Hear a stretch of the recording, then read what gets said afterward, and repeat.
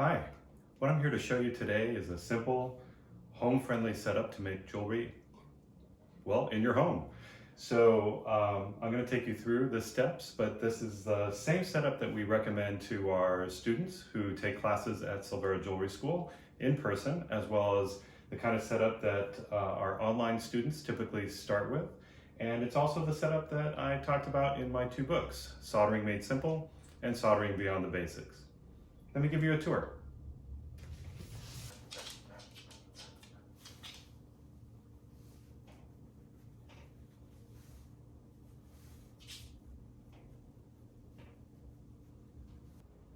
So first off, this kind of a home jewelry studio setup doesn't take a lot of space. Within this small footprint at the end of a table in your house, you can saw, you can file, you can do a lot of handwork here. You can bring in your soldering setup, which is here. You've got room to have like a simple pickle and rinse water setup for when you anneal and solder. And you can have a lot of tools on a cart right next to you, so it's very easy to have stuff handy, put stuff away when you're done, roll it back out, set it back up. In fact, if you wanted to get a flex shaft machine for polishing or a Dremel, you could maybe even have that attached to the cart or easily clamped onto your table so that that's available too when you're doing your work. So the first thing I did for this setup is I got a piece of wood from the hardware store. You can often find them pre-cut to protect my tabletop from kind of my general use. And to that, that's gone on top of the dining table. And to that, I have attached this bench pin here. So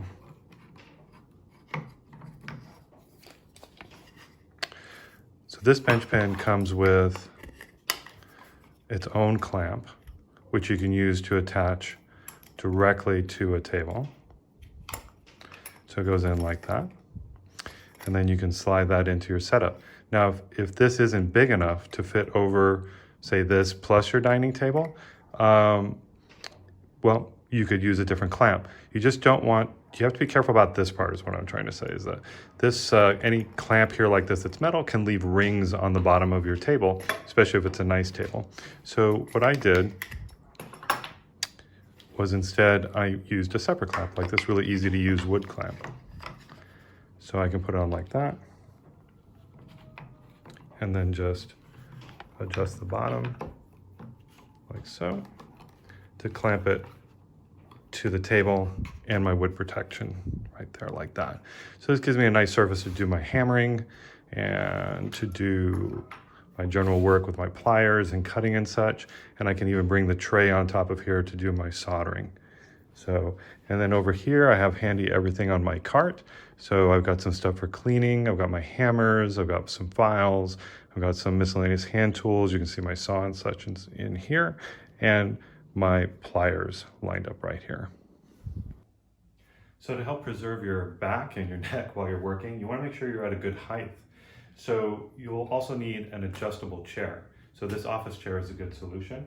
Right now this is pretty low for me to do any sawing and filing because jewelry stuff gets pretty small, so I'm going to be tempted to really bend over to do stuff, and you can see what that's going to do to my back and my neck.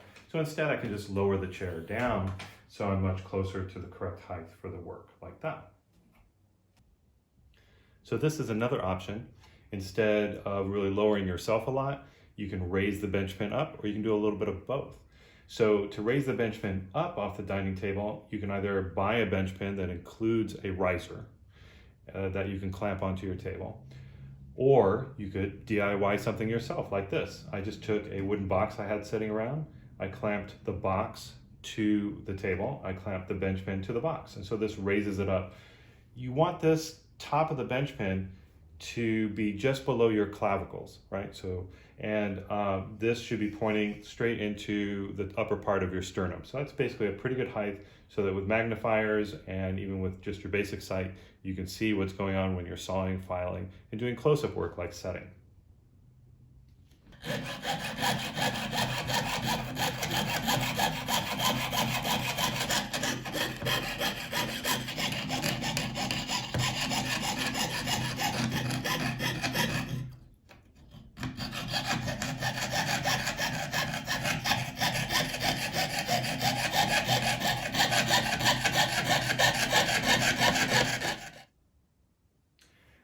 Another issue when you're working at home and you're making jewelry is metal dust, both base metal and precious metal.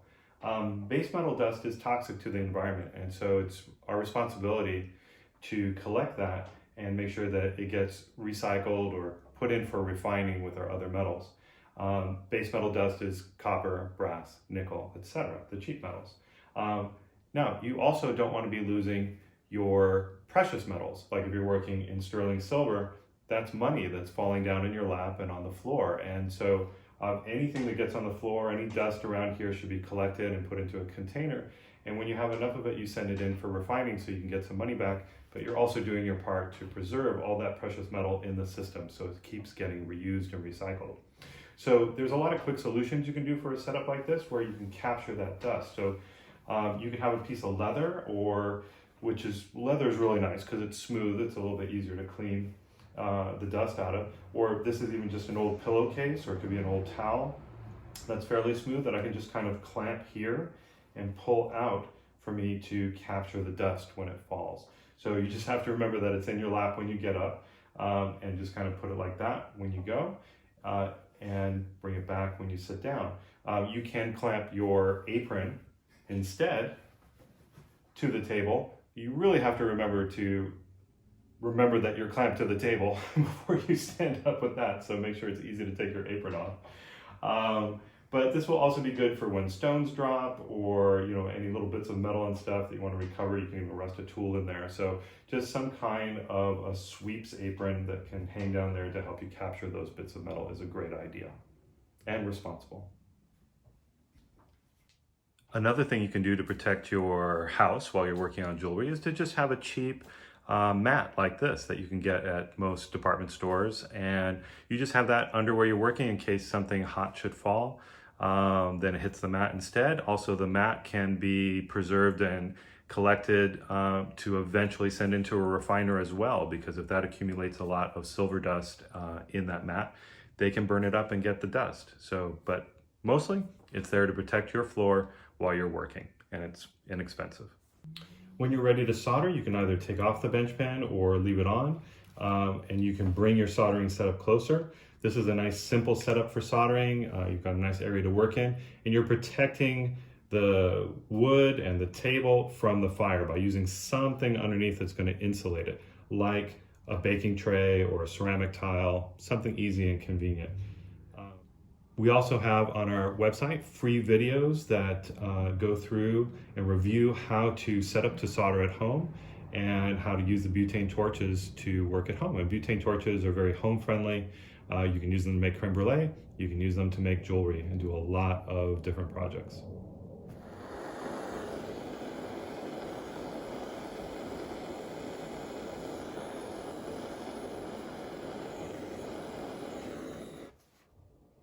It's a good idea to set up your home studio near windows that you can open for ventilation too. Not a good idea to set up inside of a really tight enclosed space without any ventilation, especially if you're going to solder. For your quenching and pickling setup, just have a tray to catch the water when it drips around there.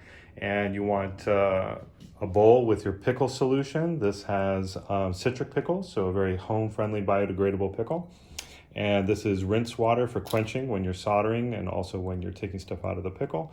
And then I have another jar here with a little bit of water in it for my tongs. You should always use copper tongs, preferably to go into pickle to take stuff out, or use something plastic like a plastic spoon or plastic chopsticks or whatever's handy that's plastic to take stuff out rather than anything steel. But this is a really simple setup right here.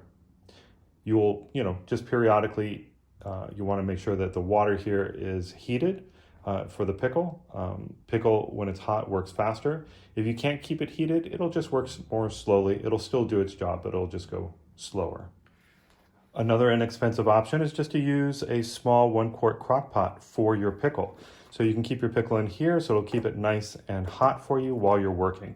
Of course, most of them don't have any sort of a light on them to let you know that they're on, and one of the easiest things to do by mistake when you got a jewelry setup is to leave your pickle pot, your crock pot on where it can kind of dry out and become a potential fire risk.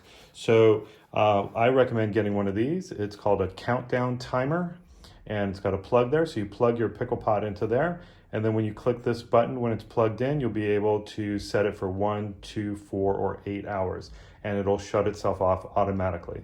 So at least if you forget, this will shut it off for you. Well, I hope you enjoyed the short tour of a simple home jewelry making setup. We have jewelry classes that you can use this setup for at Silvera Jewelry School. You could also take online classes with us at silverajewelryschool.com. We have other videos, including more complete bench setups for those of you that have gone a little bit further along and you want to see like a more complete bench setup. Please check out those videos. Hope to see you in class, and thanks again.